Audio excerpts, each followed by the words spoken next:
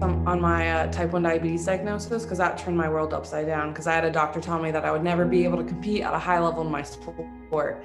And that really, at 16, hearing something like that was really hard, because you really think like, oh, my career is over, or whatever I'm doing is over. Welcome to Success Talks, the podcast.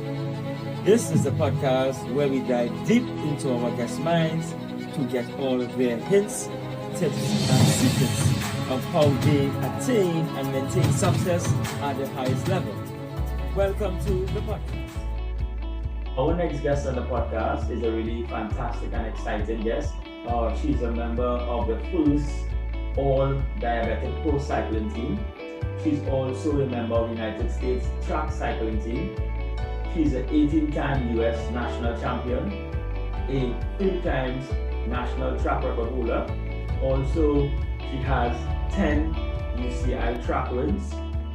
And in addition to those accolades, she's a 6-time Pan American track medalist. And currently she's placed 12th in the world in track cycling. This is a really content-full episode, so I recommend that you get your pen and your pads and call your loved ones to get this information from this episode. Welcome to Success Talks, the podcast, Mandy Marquardt. Thank you so much for having me. I love Trinidad. Yes, Trinidad is really, really fantastic. Trinidad is really fantastic. Without further ado, please give our listeners and viewers a brief history of your cycling career up to this point.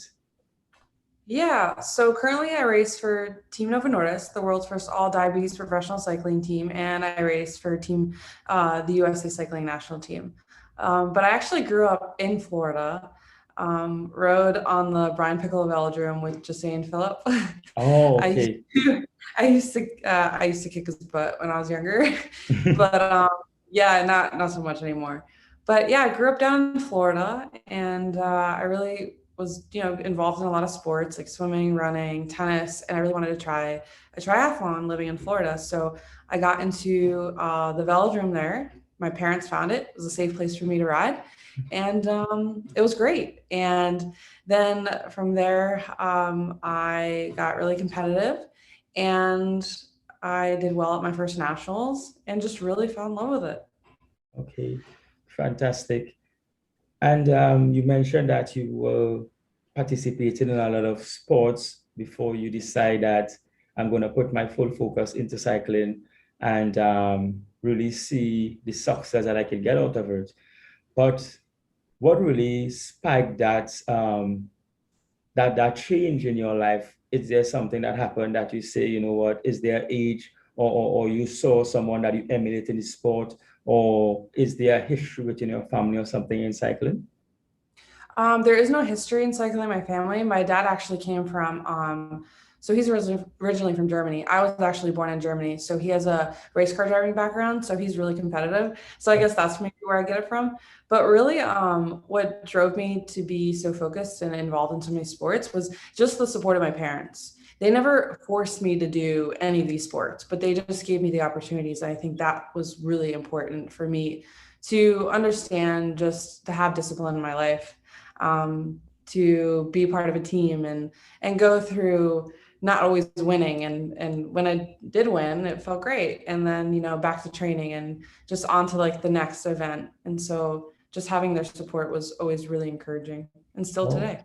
Okay.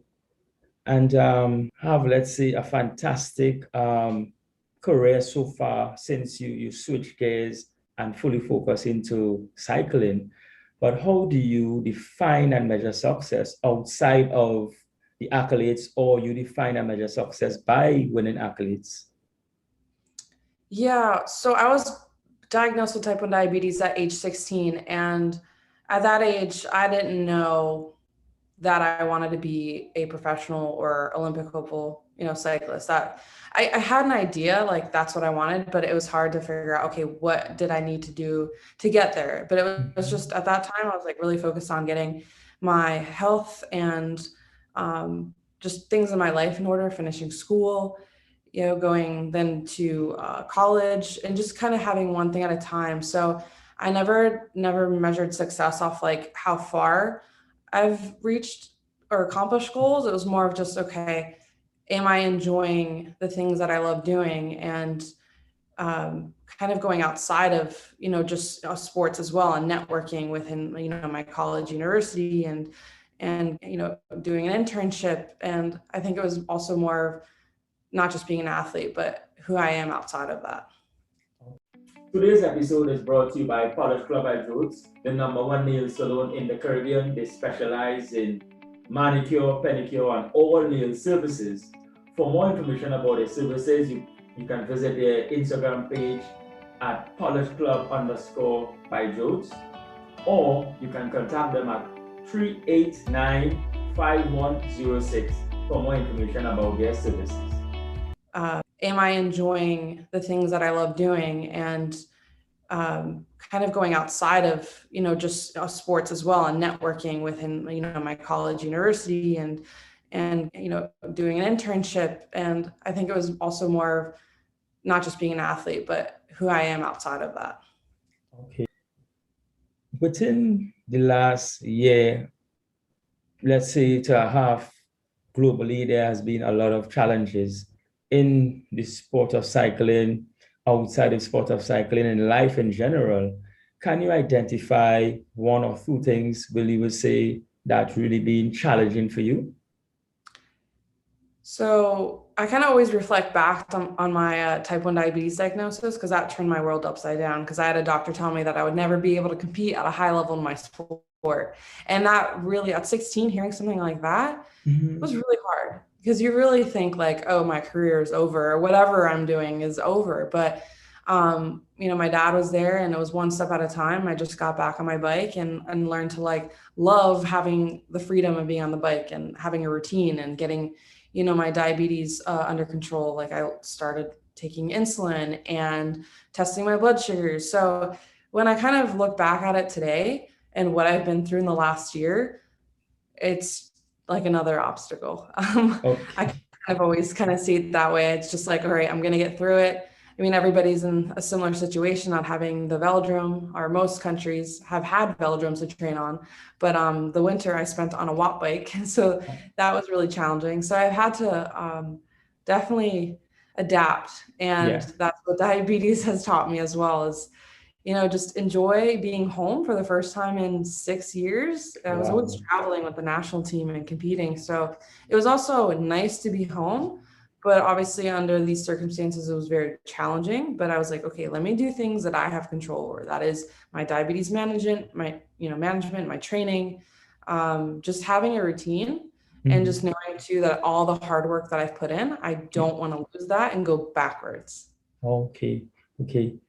I want to pick up when you mentioned that doctor saying that really distasteful thing, just based on his profession, but with lack of understanding what the future really entails. And if it wasn't for you having the mental toughness and continue to define all odds and seeing that, you really want to pursue your goals, on top of that, the pandemic came and, let's say, cut all preparation short across all sports. And the world was ready for Olympics, including yourself. And I can't imagine there has been a big shift mentally, and then you have to switch gears, back on, and still unsure about it. Is that something that you are curious about, on top of your condition and the uncertainty of the Olympics? Meaning like my health and going and traveling? Yes, correct. Yes and no. So I'm grateful to be vaccinated. I'm still taking all the right measures, when I'm out and about and wearing a mask. I actually did recently travel to Hong Kong. We had a Nations Cup that was, that happened there. And it was in May, just recently.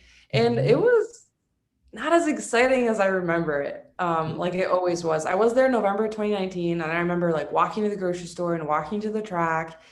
But this time was so different, right? Flying with a mask. We had a 52-hour travel because we had an issue with our COVID test when we arrived at the Hong Kong airport. Then we had to spend a night at the Hong Kong airport because our COVID test was out of that 7-8 hour window. It was just Yeah. And sorry, I apologize. I was getting a call on my phone and it went right through. So this is what happens when you use a phone in an Apple computer. But yeah, just going through that experience, like a 52-hour travel, honestly, that was super hard on my blood sugars because I barely was sleeping for 3 hours. I mean, so were all the other athletes, right, that we were traveling with the US, but I didn't really sleep. We only got like bread, pasta, and those were all bad things for my blood sugars. So I was like, okay, Mandy, like, your blood sugar is really high, you're not getting a lot of sleep, like just do what you can. You're competing in 5 days, just make the best out of it. But yeah, this whole situation was just so new. And yeah, COVID testing every other day. We had to stay in our room if we weren't competing or racing. It was just constantly just being alone and being at the track without much interaction. It was just different. And I guess that experience wasn't as enjoyable as like the past where I got to see other competitors and maybe eat at the buffet with them. I guess that just took a little bit away from the experience. Yeah. And it just made things more challenging for sure, traveling during COVID. And yeah, I mean, my diabetes definitely took a hit on that. I never want to make it an excuse, but it's definitely more challenging when I have to manage my diabetes and I'm doing the best I can, but my body is under a lot of stress. So there are a lot of variables that affect my blood sugars and I can train really hard, but that was a big curveball with three days of travel and not much sleep. So I struggled a bit. Yeah. Is there sometime the thought that comes in your mind when persons get aware of your condition? Some with the lack of knowledge, some people take these things for granted, but also persons think that that can add some inferior to your ability or your performance. Does that thought come across your mind at all within competitions? Like if diabetes is something that holds me back or gives me extra confidence? Like it hold you back and if my opponents really find out of how these different things, and you said about the nutrition, they're aware of the type of nutrition, does that play any part in your confidence going high or low? I wouldn't say confidence, but I'm just like, this isn't the most ideal situation. Going into Hong Kong, I was like, looking at my training data, I was going up. Like my training data was looking really good. There was a really good going. I was starting to peak for Hong Kong. And then when Hong Kong happened, you could see that I was just flat. And that was the travel. And then I'm coming back. I came back, I'm here home and training, and I'm doing better than I was before I left. And I had a new PB at training on Monday. So I know it's just something that was out of my control. I just know that I have control of my training and my circumstances at home. And when I travel, maybe I'll be more prepared this time around. I mean, there's nothing that I could have done with a 52-hour travel when we were held at the airport for a night. But yeah, I just think when I compete out there, I mean, I work just as hard to be out there, and I've won, a lot of races as well. And have been really close to a World Cup podium before and medaled at Pan Ams. I know just because if I did bad at one race or, another race, it's all a progression in time. I know that my time will come and that I will continue to put in the work and take each experience and move forward. Because if I just dwell on it, it's just going to make me sad. So I feel like living with diabetes has definitely given me some mental resilience as well. Even though it's not always easy, but I know I'm just doing the best I can. Yes, that is fantastic. Within the Caribbean, and it's fair to say the world, outside of the professional realm of cycling, persons will just see cycling and jumping on a bike and you are riding, because that is, let's say, the more toy you will ask for within the vacation period. Dad, mom, I want a bike. And unaware of the things that professional cyclists really have to go through, can you share some of the challenges that you will incur on a day-to-day basis within the professional realm of cycling? Yeah, I mean, really, if I go back to it, like, keep it simple when you're young, right? There's bar equipment, there's equipment that you can use from teammates or friends. But when you get into that that other league of racing internationally, it depends. Maybe your federation will then, you've earned that spot of being able to have a bike and wheels and support and being able to be sent to races. I think you got to start somewhere. And that's kind of where I know I started. I started on borrowed equipment. I eventually invested in my own equipment. And then, there's national team equipment. Mhm. And yeah, I feel like you got to earn that. And yeah, I think that's really important. I feel like if you're on race wheels too young, you kind of almost take that for granted, because I don't Yes. always train and race wheels. When I'm racing here locally here in T-Town at the Velodrome, there might be sometimes I'm not on race equipment or my fastest equipment. I'm saving that for a really fast day or a Mhm. really important event. So yeah, but when it gets to that level, everything matters. Bikes, aerodynamics, equipment. I mean, there's everything. Nutrition, sleep. I mean, there's so many things that take into account for how I perform and how an athlete performs. Yeah. So you're paying attention to all the details. Yes. Your history within the cycling is clearly noted and globally noted, and it's very, very, very commendable. And I can clearly say that upon looking at your profile and researching for this interview, I felt a key sense of motivation. And a lot of persons, not to say that someone condition is less severe than someone, but we understand that things can be dealt with in a shorter time, and some things you have to live with for the rest of your life, which is your condition. And what really motivates you to keep achieving and going, and understanding that I have not reached my fullest potential as yet? Yeah, that's an awesome question, because yeah, to stay motivated, especially in this time, is incredibly hard, because you're always wondering, okay, when's my next race? But I've just always simply enjoyed training and going through the process of training. And I work with a sports psychologist who's really helped me break down too a lot of aspects in and out of sport, and just to better understand the journey that I'm on, that it's not just about the destination, but the journey and enjoying it and traveling. So that's why this last experience in Hong Kong, it was just like go there and race, which was great in a way, but I also missed that cultural experience. And I was like, wow, this is really what I enjoy about racing and traveling, is that I get to like eat the food and experience the culture and see competitors and talk to them at the buffet when we eat. Like, I like that aspect of it. And then I also like to be in my room and be my little own bubble. But yeah, I think in all, really, I just enjoy the process and what I get out of training, that it makes me feel good. I'm taking care of my blood sugars and my diabetes management. And Yeah. I'm also showing other young kids too what's possible. I've met a lot of young athletes too, and parents with their children living with type 1 diabetes, and they're like, thank you for showing us what's possible too with diabetes. And I think that's what's really driving me always, is that I can do something that I love, but also be an inspiration for other people. And I'm inspired too by hearing stories and what people are doing with type 1 diabetes and other conditions, even if it's not diabetes, but owning their health and waking up and doing something they enjoy every day. I think sometimes it's rough. Like, I sometimes have hard days, of course, but I always appreciate that I get to be on this journey, because it is my job and I love that. And I don't know how much longer I can do it for.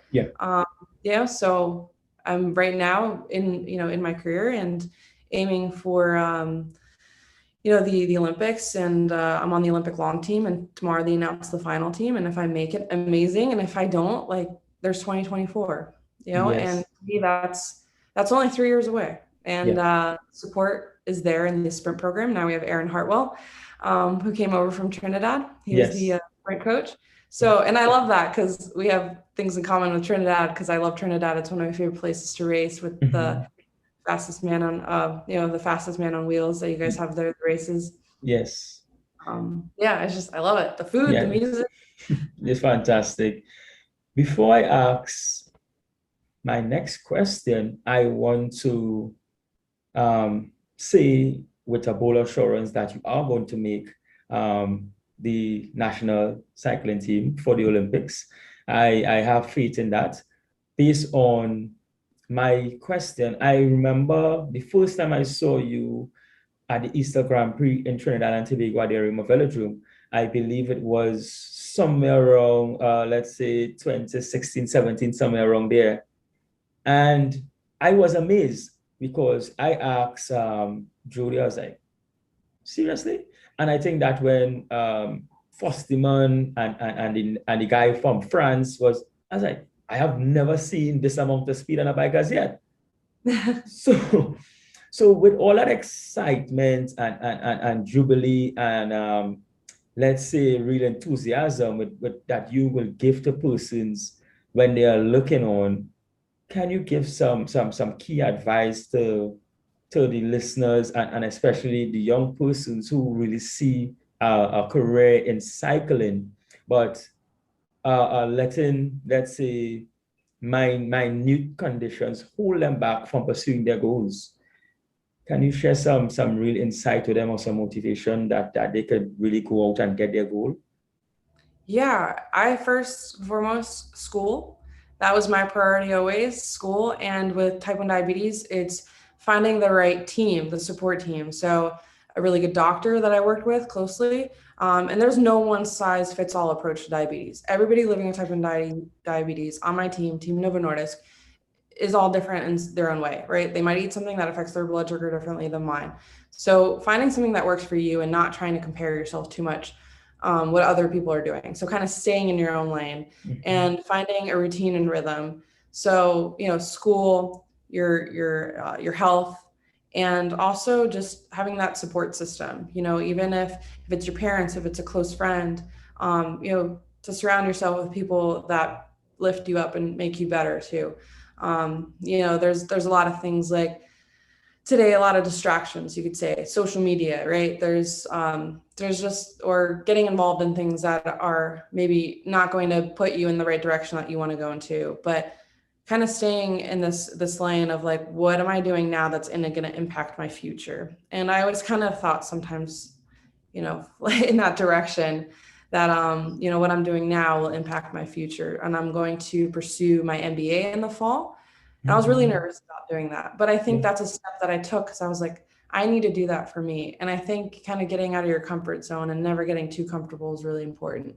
So even though I'm doing something I love and I'm in it, I just think I still need to do something for my mind and my own mental health and just my own motivation, because I have to see sport as my priority, but also beyond that as well. That's continuing my education. And yeah, I think that's always really important. Learning is fun and I enjoy it. So as long as you are doing something you really enjoy and you're surrounding yourself around people that you want to be around, that lift you up, is important. Okay. Mandy Marquardt is the world-renowned record holder, champion in regards to sprints on the track. And there was a progression to get to that point. Thank you for tuning in to Success Talks, the podcast. Advice that you will give to your 16-year-old self, if you was to give any? Have fun, because that's literally what I did. And even though I knew it's not going to be always easy, I was like, as long as I love cycling, and I still do today, I'm 29, and I'm racing for the national team, and that's so cool. Like, I didn't know, if I listened to the doctor who told me I would never compete at a high level in my sport, then I wouldn't be in this situation. So I guess I'm not going to listen to what that doctor said, because I think it's important to exercise. It is important to take control of your health. Okay, if you want to take it another step and compete, okay, then you really have to monitor it. And it takes a lot of self-discipline, a lot of self-control. And I knew that I wanted to do that. I wanted to own that. And I wanted to see how far I could get in my sport. And it's not over yet, but yeah, it's just always this drive of like, it's exciting, and that's keeping it fun. So even though I didn't think being diagnosed with diabetes at 16 would be fun, and the journey that I would have, you know, been on, I didn't know what will happen. But as long as I just told myself, just believe that you're on the right path. And then I joined Team NOVO NORDISK in 2010. And I've been on the team for 11 years now, and being surrounded by other people with type 1 diabetes, other athletes. Now that was just encouraging, and I didn't know where my life would take me. And that's just so cool. Sometimes you can't always plan it, but everything just kind of happened. Wow. We are the part of Success Talks where there are 6 questions, under the title of quick fire questions, which you have 3 seconds to answer each of these questions. Are you ready? I'm ready. Which meal you can eat every day of the week? Steak. Okay. Is that well done? Callaloo. If I had the opportunity, I would eat callaloo every day. It's still good. Callaloo. We understand now that it's not 100% safe to travel, and traveling are being done within a lot of confinements, and let's say a lot of people are traveling for business only now. Outside of these measures, when it's safe to travel once again, which country are going to go to first? Whichever country USA Cycling sends us to. But no, if I could take a vacation, it'd be the Caribbean. I've never been to Tobago, and I've always wanted to go there. I was always in Trinidad for racing, but I never got to go to Tobago. Okay. I really want to go on a beach and swim in the ocean. Okay. If you was not doing cycling, what you would have been doing at this point?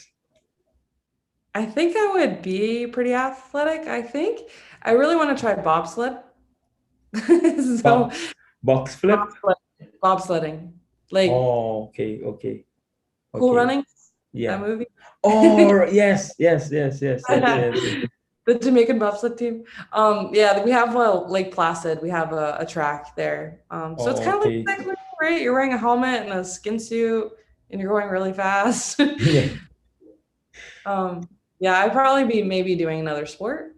Okay. Mandy Marquardt, once again, is known globally for cycling. But what skills and talent outside of cycling that Mandy Marquardt possess? I have 3 seconds. I don't know. I don't know. That's a trick question. I speak German.